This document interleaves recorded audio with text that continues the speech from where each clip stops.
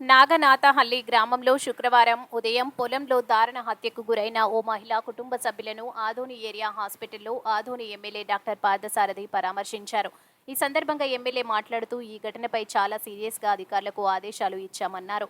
ఈ ఘటనకు కారణమైన వారు ఎంతటి వారైనా, ఏ పార్టీకి చెందిన వారైనా అధికారులతో కలిసి కఠిన చర్యలు తీసుకుంటామన్నారు.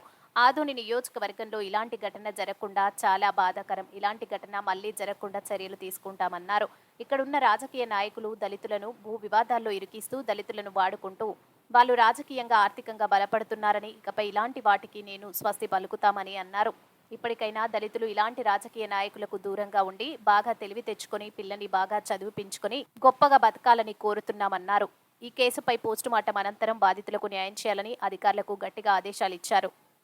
ఎమ్మెల్యేగా నన్ను ప్రజలు ఎన్నుకున్న తర్వాత నేను చాలా క్లియర్ మెసేజ్ ఇచ్చినాను. ఎట్టి పరిస్థితుల్లో కూడా ఈ ఫ్రాక్షన్ రాజకీయాలు కానీ, భూతగాదాల పేరు మీద కానీ, గొడవల పేరు మీద కానీ, పార్టీల పేరు మీద కానీ ఎక్కడా హింస జరగడానికి వీల్లేదు అని చాలా స్పష్టంగా చెప్పినాను. ఆ విధంగా పోలీస్ డిపార్ట్మెంట్ కూడా చాలా కఠినమైన చర్యలు తీసుకుని కంట్రోల్ చేస్తా ఉంది కూడా. కానీ అనుకోని ఈ సంఘటనకు మేమంతా ఉలిక్కిపడ్డాం. జరగాల్సింది కానే కాదు. పార్టీలు వేరే అయి ఉండవచ్చు, నేను కాదనలేదు. రాజకీయాలు వేరే అయి ఉండవచ్చు, దాన్ని నేను కాదనట్లేదు. కానీ మనిషి ప్రాణాలు తీసేంతగా ఏ రాజకీయం ఉండదు. మనిషి ప్రాణాలను తీసేంతగా ఏ రకమైన గొడవలు ఉండకూడదని నమ్మేవాడిని. ఈ ఊర్లో ఆదోనిలో కూడా ఎన్నో రకాలైనటువంటి భూతగాదాలు ఉన్నాయి.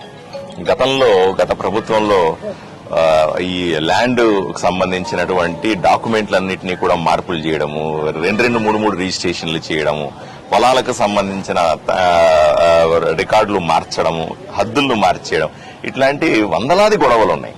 నిజమే, ఆ గొడవలన్నింటినీ కూడా సరిచేస్తాము అని నేను గట్టిగా ప్రజలకు హామీ కూడా ఇచ్చినాను. అయ్యా, ఎవరికీ అన్యాయం చేయని విధంగా న్యాయం ఏ వైపున ఉంటే ఆ వైపున అధికారులను ముందు పెట్టుకుని దానికి సంబంధించిన రికార్డులన్నీ కూడా పరిశీలించి తగు న్యాయం చేస్తామని ప్రజలకు చాలాసార్లు హామీ ఇచ్చినాను కూడా. నేను మళ్లీ చెప్తాను ఆ విషయం. ఎట్టి పరిస్థితుల్లో కూడా ఎవరూ కూడా ఘర్షణకు పోవాల్సిన అవసరం లేదు. ఏ గొడవకైనా సరే, ఏ భూతగాదాకైనా సరే, ఎటువంటి అన్యాయానికైనా సరే ఓ పరిష్కారం ఉంటుంది, మాట్లాడుకునే విధానం ఉంటుంది.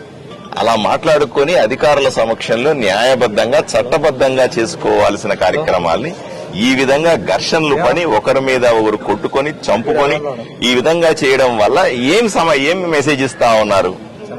చాలా స్పష్టంగా చెప్తాను. ఆదోనికి చెడ్డ పేరు తెచ్చేటువంటి ఇటువంటి సంఘటనలను ఏమాత్రం ఉపేక్షించేది లేదు. ఈ రోజు ఈ సంఘటనకి బాధ్యులు ఎవరైతే ఉన్నారో వాళ్ళని ఏమాత్రం, వాళ్ళు ఏ పార్టీ కావచ్చు కాక, వాళ్ళని ఉపేక్షించే ప్రశ్నే లేదు. వాళ్ళని తప్పనిసరిగా చట్టబద్ధంగా చర్యలు ఆల్రెడీ పోలీసులు పోయినారు. వాళ్ళందరినీ ఎవరైనా దీని సంబంధం ఉన్నారో వీళ్ళందరినీ కూడా అరెస్ట్ చేస్తాం. వీళ్ళందరినీ కఠినంగా చట్టం ముందు నిలబడి శిక్షిస్తాం. ఎట్టి పరిస్థితుల్లో ఉపేక్షించేది లేదు. రాజకీయాల పేరుతో ప్రజల మధ్య హింసను రేకొచ్చిస్తే మాత్రం ఏమాత్రం నేను సహించనని అందరికీ హెచ్చరిస్తా ఉన్నాను. రెండవది, అన్నింటికంటే ముఖ్యమైనది, ప్రజలకు ఈ రోజు నేనున్నాను. నేను చాలాసార్లు చెప్పాను, ఎన్నికలు అయిపోయిన తర్వాత పార్టీలతో సంబంధం లేకుండా ప్రజలను కాపాడుకోవడానికి నేనున్నానని చెప్పినాను. వాళ్ళు వీళ్ళని తేడా లేదు. అంతా చాలా మందికి అభిప్రాయం ఉంది, గతంలో ఆ ప్రభుత్వం ఉన్నప్పుడు వాళ్ళు చేశారు కదండి, ఈ ప్రభుత్వం వచ్చినప్పుడు మేం చేస్తాం కదండి అనే ఆలోచన దయచేసి మానుకోండి. కక్ష రాజకీయాల వల్ల వాతావరణం మారిపోతుంది. రాయలసీమలో ప్రజలు ఇప్పుడు ఈ రోజు ఇది రాష్ట్ర వ్యాప్తంగా వార్త అవుతుంది.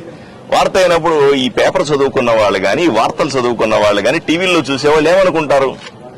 ఆదోనిలో హింసా రాజకీయాలు ఉన్నాయి, ఆదోనిలో ఒకరికొకరు కొట్టుకుని చంపుకుంటున్నారు, ట్రాక్టర్లు ఎక్కించి చేస్తా ఉన్నారు, ఎంత దుర్మార్గమైన ఊరు అనుకుంటారా? అనుకోరా?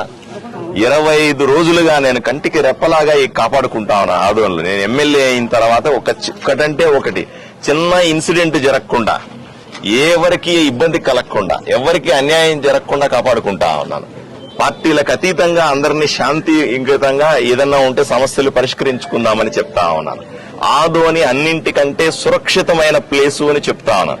ఈ రోజు వార్త చూసిన ప్రజలకు కూడా, ఆంధ్రప్రదేశ్ ప్రజలకు చెప్తా ఉన్నాను, మీరు చూస్తున్నది ఏదో చిన్న ఇన్సిడెంట్ మాత్రమే. తప్పనిసరిగా ఆదోని శాంతియుతమైన ప్రదేశము, ఆదోని మంచి ఊరు. ఇక్కడ ఒక దురదృష్ట సంఘటన జరిగిందని